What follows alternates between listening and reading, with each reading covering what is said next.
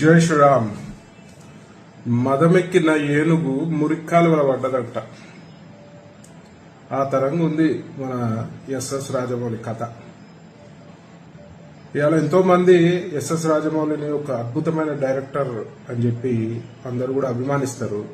కానీ మొన్న ఒక స్టేట్మెంట్ తోటి ఇవాళ హిందూ సమాజంలో ఒక తీవ్రమైన వ్యతిరేకత వచ్చింది. మరి ఎస్ఎస్ రాజమౌళి నేను కూడా ప్రశ్నిస్తున్నా, నువ్వు దేవుడిని నమ్మకపోతే నమ్మకు, మరి నీ ప్రతి ఒక్క సినిమాకి ముందు పెద్ద ఎత్తున పూజ చేసి మరి ప్రారంభోత్సవం చేస్తావు కదా, మరి నువ్వు నమ్మనప్పుడు ఎందుకు చేస్తున్నావు?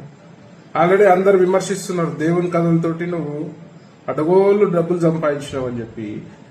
మరి వాస్తవమే కదా.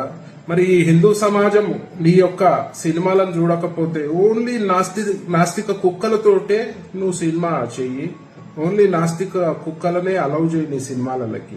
మరి హిందువులు సినిమా చూడకపోతే నీ బతికేమైతుంది, నువ్వేమవుతావు అనేది కూడా ఆలోచించాలి.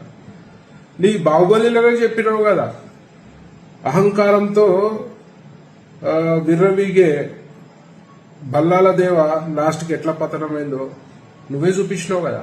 మరి అలా నువ్వు కూడా అదే అహంకార ధోరణితో పోతే మాత్రం నీ పతనం కూడా ఖాయమని చెప్పి ఈ సందర్భంగా తెలియజేస్తూ, మరి హిందువుల మనోభావాలని కించపరిచే విధంగా ఎవరైనా ప్రయత్నం చేస్తే మాత్రం బిడ్డ బాగుండదు.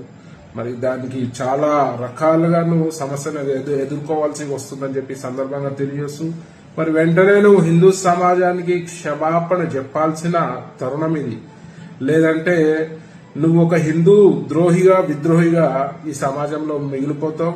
నీ ఎంత టాలెంట్ ఉన్నా కూడా పనిచేయదు. ఎందుకంటే ఒకసారి హిందూ సమాజం విద్వేషిస్తే నీ బ్రతుకు హీరో నుంచి జీరో అవుతుందని ఈ సందర్భంగా తెలియజేస్తూ వెంటనే నువ్వు క్షమాపణ చెప్పాలని చెప్పి నేను డిమాండ్ చేస్తున్నా. జై శ్రీరామ్.